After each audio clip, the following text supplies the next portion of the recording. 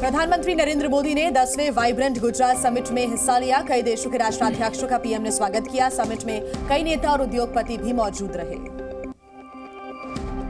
प्रधानमंत्री मोदी ने सम्मेलन को किया संबोधित। बोले, भारत के हर क्षेत्र में तेजी से विकास भारत को विकसित बनाने का लक्ष्य है।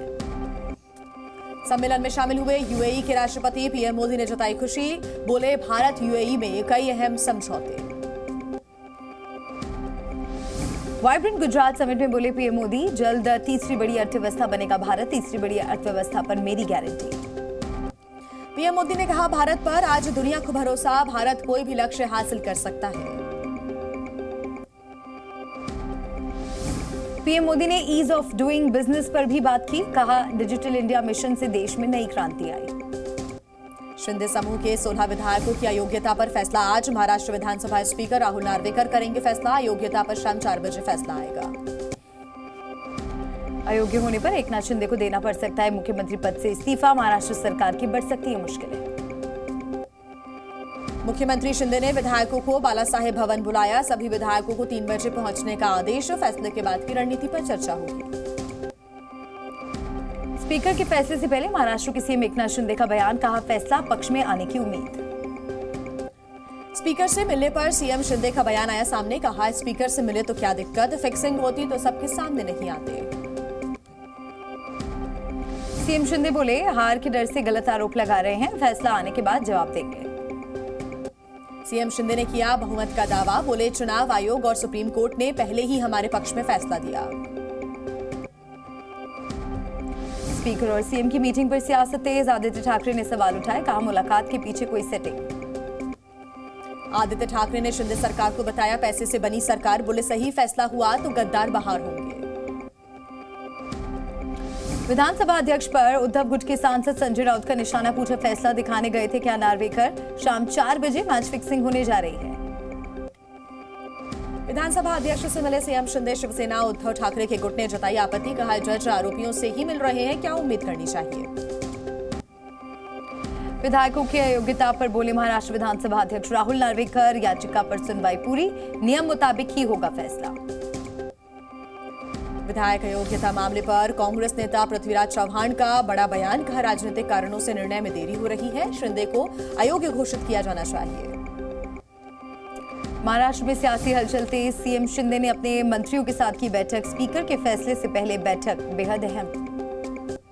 विधायकों की अयोग्यता पर फैसला आने से पहले ठाकरे गुट ने दायर की अर्जी। विधानसभा स्पीकर और सीएम की मुलाकात पर ऐतराज जताया।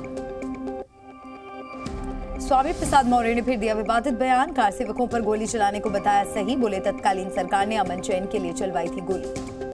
स्वामी प्रसाद मौर्य के बयान पर उत्तर प्रदेश सरकार में मंत्री जयवीर सिंह का पलटवार। स्वामी प्रसाद मौर्य को विवादित बयानों का बयानवीर बताया। स्वामी प्रसाद के बयान की बीजेपी नेता एसपी सिंह बघेल ने की निंदा। बोले, वो लोकतंत्र के लिए काला दिन था। यूपी सरकार में मंत्री दानिश आजाद ने स्वामी प्रसाद मौर्य पर साधा निशाना। बोले, समाजवादी पार्टी नहीं चाहती कि समाज में भाईचारा हो। आईएनडीआई गठबंधन में शामिल हो सकती है बीएसपी। सूत्रों के मुताबिक अखिलेश यादव ने विधायकों की बैठक में दिए संकेत। बीएसपी और कांग्रेस में चल रही बात। सूत्रों के हवाले से खबर, बीएसपी में शामिल होने से समाजवादी पार्टी को कोई दिक्कत नहीं होगी। विधायकों की बैठक में समाजवादी पार्टी अध्यक्ष अखिलेश ने कहा, मायावती सीनियर नेता, उनका सम्मान करते हैं। सूत्रों के हवाले से खबर। विधायक दल की बैठक में सीट बंटवारे पर भी चर्चा। सूत्रों के अनुसार समाजवादी पार्टी आरएलडी को देगी 8 सीटें। कांग्रेस को दी जा सकती हैं 10 सीट्स। नीतीश कुमार पर बिहार के पूर्व मुख्यमंत्री जीतनराम मांझी का दावा। बोले, नीतीश कुमार बीजेपी में जा सकते हैं। बीजेपी के बुलावे का इंतजार। सीएम ममता बनर्जी पर केंद्रीय मंत्री नित्यानंद राय का हमला। कहा, ममता और विपक्षी गठबंधन घबराया हुआ है। तुष्टीकरण की राजनीति बंद होनी चाहिए। नॉर्थ ईस्ट के दौरे पर बीजेपी अध्यक्ष जेपी नड्डा आज गुवाहाटी में कामाख्या मंदिर के किए दर्शन। अरुणाचल प्रदेश का भी दौरा करेंगे बीजेपी अध्यक्ष जेपी नड्डा। लोकसभा चुनावों पर नेताओं के साथ करेंगे चर्चा। राजस्थान के मंत्री बाबूलाल खराड़ी ने लोगों को दी ज्यादा बच्चे पैदा करने की सलाह। बोले, पीएम मोदी आपको छत बना कर देंगे। दिल्ली से अयोध्या में आज से नियमित विमान सेवा की शुरुआत हो गई है। 2 विमानों की नियमित सेवा की शुरुआत हुई आज से। अयोध्या में प्राण प्रतिष्ठा से पहले राम मंदिर में लगा सोने का दरवाजा, स्वर्ण द्वार की पहली तस्वीर आई सामने, 13 और दरवाजे लगने बाकी। एटा के 2100 किलो के अष्ट धातु घंटे की आवाज से गूंजेगी अयोध्या नगरी, राम मंदिर को किया गया समर्पित। अयोध्या में प्राण प्रतिष्ठा का काम तेजी से जारी, समारोह के लिए अयोध्या में बसाए गए 3 टेंट सिटी। आतंकी हाफिज सईद के प्रत्यर्पण को लेकर यूएन में पाकिस्तान का बयान, कहा 78 साल की सजा काट रहा है हाफिज, कुल 7 मामलों में सजा। कोलकाता में बंगाल की सीएम ममता ने दी उस्ताद राशिद खान को श्रद्धांजलि, कल हुआ था उस्ताद राशिद खान का निधन। एमबीबीएस में रिकॉर्ड 1 लाख से ज्यादा दाखिले हुए, राष्ट्रीय चिकित्सा आयोग के मुताबिक कुल 1,04,891 छात्रों का दाखिला हुआ है। एचडीएफसी और यूको बैंक ने महंगा किया कर्ज दर, ग्राहकों की बढ़ेगी ईएमआई, नई दरें हुई लागू। मौसम की सही जानकारी के लिए मौसम विभाग का एक बड़ा कदम, एनसीआर में लगेंगे 3 रडार। दिल्ली में न्यूनतम तापमान 8 डिग्री सेल्सियस, मौसम विभाग ने जारी की चेतावनी, कई इलाकों में छाया कोहरा।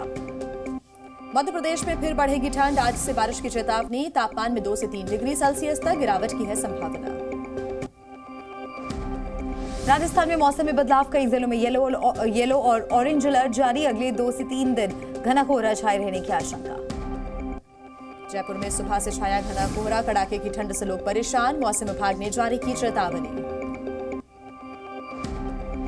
चंडीगढ़ में शीतलहर और घना कोहरा जारी, कोहरे के कारण विजिबिलिटी हुई कम, ठंड से बचने के लिए लोग अलाव का ले रहे सहारा। हरियाणा के कुरुक्षेत्र में कोहरे ने मचाया कोहराम, कोहरे की वजह से रेंगती हुई नजर आई गाड़ियां, ठंड के चलते लोग अलाव का ले रहे हैं सहारा। हिमाचल प्रदेश के शिमला में ऊपरी इलाकों में बर्फबारी, बर्फ के कारण पर्यटकों में दिखा उत्साह। जी न्यूज़।